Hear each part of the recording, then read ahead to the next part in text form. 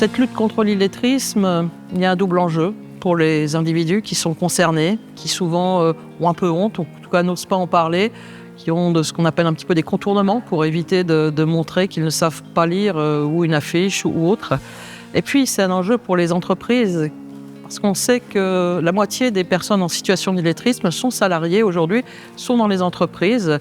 On ne sait pas forcément, on ne soupçonne pas forcément qu'elles ont ces difficultés. Et je crois que cette sensibilisation, ce sujet tabou, cette honte, il faut la lever et aider et tendre la main aussi, et permettre aussi aux entreprises, parce que derrière, il y a aussi de la protection des salariés, il y a aussi de la formation, il y a de l'évolution à un moment où, en termes de ressources humaines, on cherche à avoir de la main-d'œuvre. On a parfois de la main-d'œuvre qui est compétente, mais qui va avoir ce type de difficultés, et donc les aider à évoluer aussi.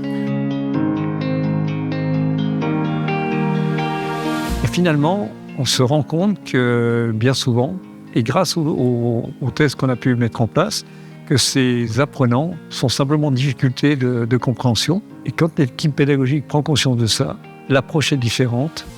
Et on s'aperçoit qu'on arrive, et là c'est du gagnant-gagnant. On aide l'apprenant à s'en sortir, on est moins exigeant avec lui, on explique plus, et ça marche. Et c'est une réussite pour l'entreprise, puisque ça nous permet de ne pas perdre un stagiaire, et puis lui d'intégrer l'entreprise et d'évoluer et de s'épanouir.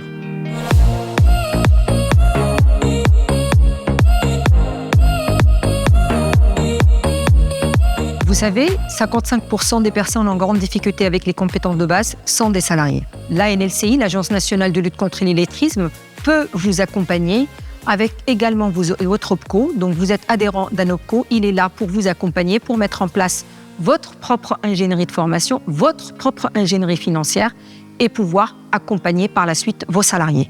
C'est du gagnant-gagnant.